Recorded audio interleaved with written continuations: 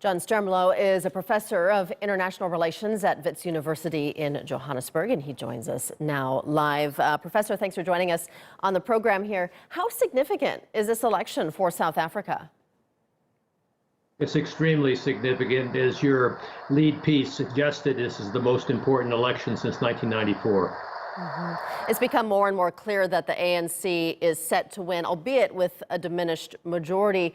How is it possible that this party is still getting the most votes despite the allegations of enormous corruption, the bad economy, and the big inequality within South African society? Is it that there is no better alternative?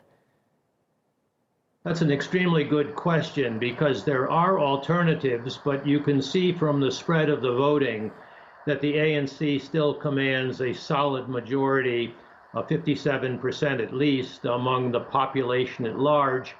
But it's also important to note that in the municipal elections in 2 years ago, that the ANC only got 54% and lost two metropolitan areas, the capital city of Tshwane and Pretoria and Johannesburg, so that the party has adjusted. This country is profoundly democratic, and it's quite cautious because of that, but democracies are also messy. And so the sorting out process that went on in the party and is still going on in the party that brought Cyril Ramaphosa by a narrow win to be the head and outpointing the Zuma faction has really been decisive, as one of your commentators suggested a few moments ago. Do you believe Ramaphosa can reform South Africa and clean up the mess that was left by his predecessor? Well, you know, the mess is essentially greed and corruption. The real risk was state capture that would be consolidated into an authoritarian regime. But this country and these people have known authoritarianism, and they don't like it. What saved this country has been the free press, the rule of law, and the prospect that the elections can be conducted in a thoroughly credible way.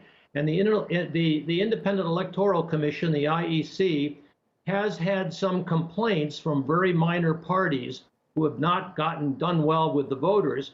And they will look into all those complaints, and they will clear them up, and they will retain, I believe, the respect of the South African people. That combination focuses the mind of politicians in important ways. So I am actually very hopeful about democracy in South Africa, even with the setback for the ANC, but especially perhaps because of the setback for the ANC.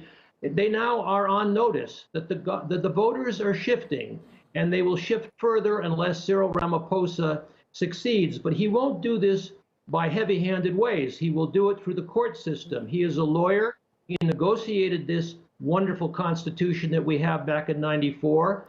He was Mandela's first choice to be president of this country, as everyone knows. And the party ruled that Thabo Mbeki should succeed Mandela, and everyone accepted that. Now he is in the driver's seat, but it's a very rough road ahead.